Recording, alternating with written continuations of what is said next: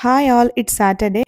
నేనైతే ఇక్కడ ఆనియన్ పకోడీ చేస్తున్నాను. ఇలా సన్నగా పొడుగ్గా కట్ చేసుకున్న, ఇందులో సాల్ట్, జీరా పౌడర్, పసుపు, ధనియా పౌడర్, కారం, అల్లం వెల్లుల్లి పేస్ట్ ఇవన్నీ వేసుకొని మంచిగా మిక్స్ చేసుకోవాలి. వాటర్ ఏది యాడ్ చేయకుండా.